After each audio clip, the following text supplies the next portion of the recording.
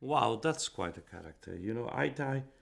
I make a parallel life. I don't know why, but it seems to me like there are three characters and they have something for me somehow in certain aspects of their lives and in certain times of their life a parallelism between Hoffmann, Beethoven, and Goya. And it's because of three genius that they are simply not accepted in certain part of their lives because of the character. And in fact, sometime in my life, I was thinking to do a film on the three characters. On the three characters, I think well, first of all, the life of Goya was so long and it through so many important events and so many personalities, that it is amazing. And Hoffman, as a character, it is so strange. I mean, one thinks so much of the Tales of Hoffmann that one almost forget that it was written by Offenbach, you know, because of course Hoffmann was a genius uh, as a poet, as a writer. He was a musician also. He wrote his own operas also, and he was a critic. Actually, he was one of the first critics in the premiere of Beethoven's Fifth. So he was a critic. So this character, I think, is wonderful the way this opera is done, and the fact of having, I always saw it as a, and it's very clear in the production of John Schlesinger, which, by the way, I was very lucky to convince him to direct opera because it was his first opera. And when I was talking with Sir John Tully, and we were thinking about who to stage, I have already kind of some relation with John because since I make my debut in Covent Garden in '71 with Tosca, he was at my first performances. We became friends because he liked very much opera, and I always was puzzled how much music he used in his films. He always will have something, either piano music, either chamber music, either opera, symphonic. He was really a legitimate um, opera music lover. So also John Tully thought, that it would be a good choice, and we kind of went, and finally I was able to convince him, and so that was at least I know that I was involved in three of his probably four productions in opera. I was involved in this Hoffmann.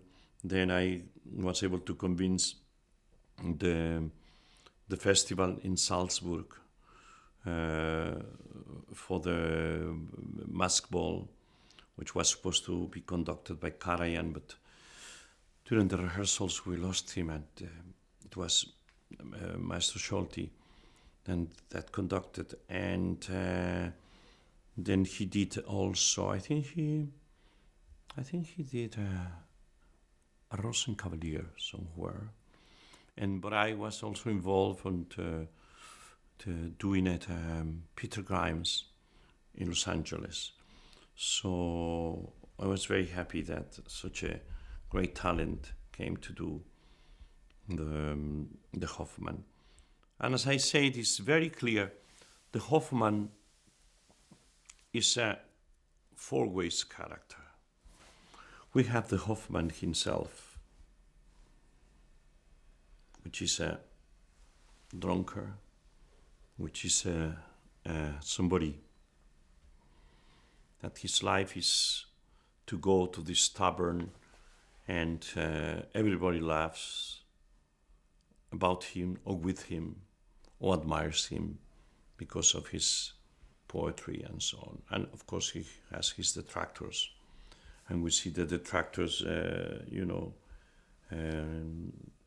with the conseiller Lindorf first of all in the prologue and in the epilogue, and that's the real Hoffmann. And then we see the three different tales, which you have to play completely different. You have to play the naivety of this in the scene with Olympia. With Olympia, you have this character which is absolutely unbelievable. I mean, then he will believe in this doll, and then he will fall in love with this doll. So I think then it has to be, you have to play this innocent naivety in that character.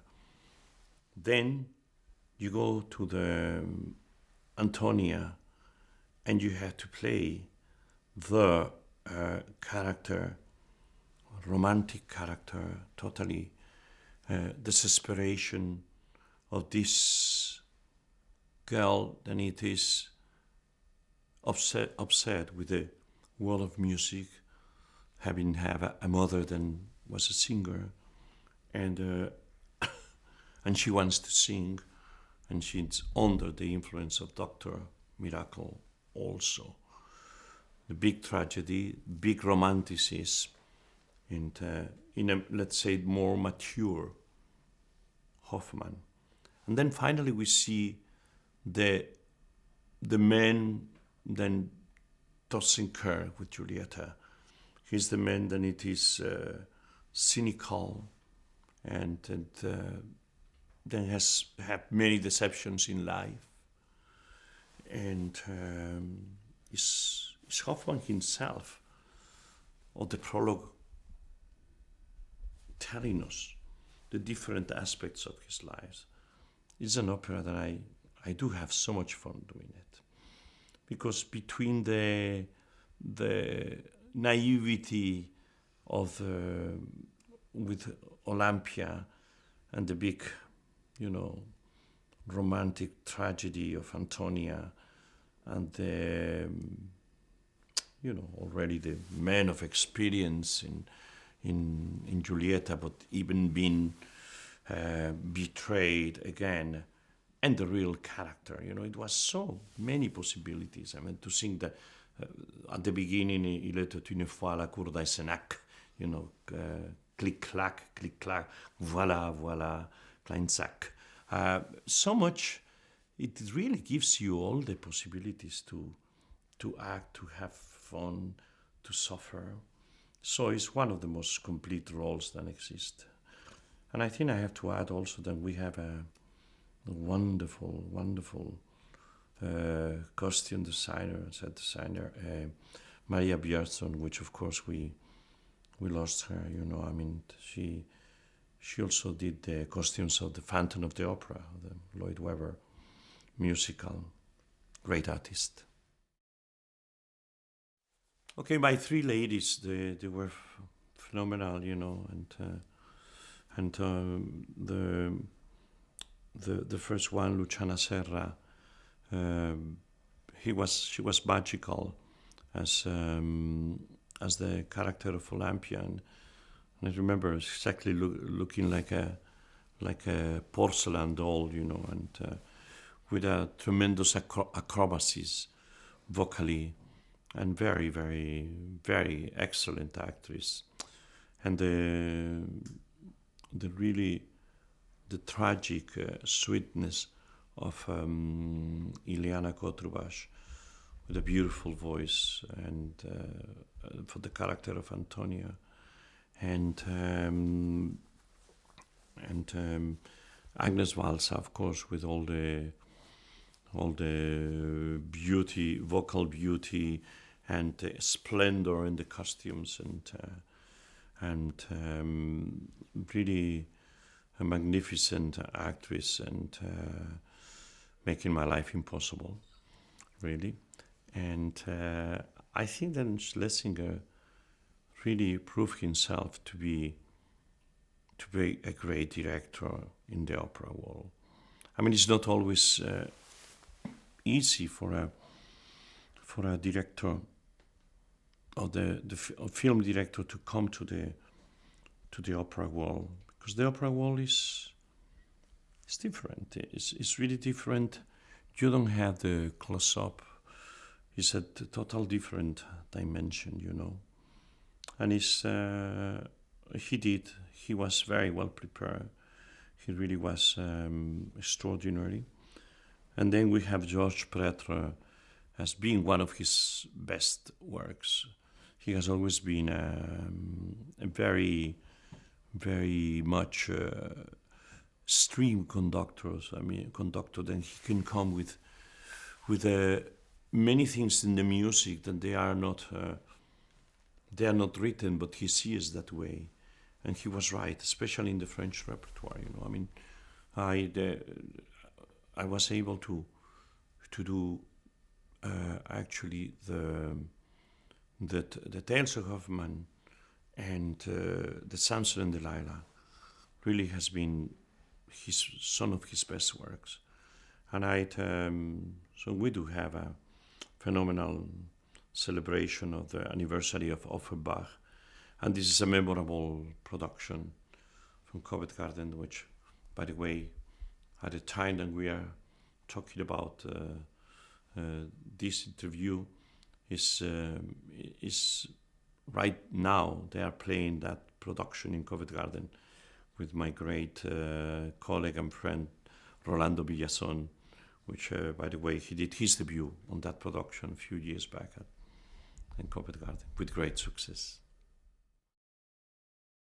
Of course, it requires all kind of colors there.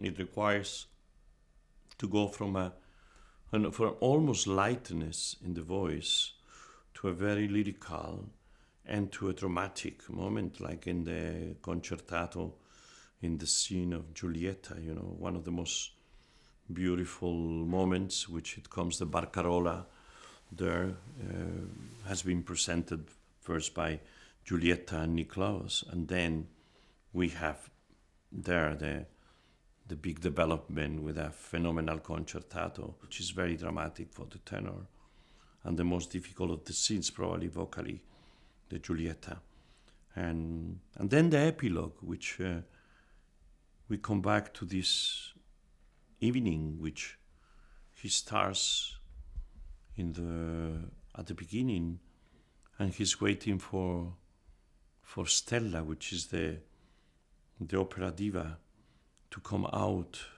of singing Don Giovanni, and at the end he's so drunk, you know, and of course Stella will go with Lindorf rather than with him, and then we have the appearance of the Nicklaus, the faithful friend, as a muse, as the muse of inspiration, which make us believe that the Hoffmann probably will stop drinking and we will follow his inspiration and will be the poet that he has been, you know. Well, I think that everybody in life, it has a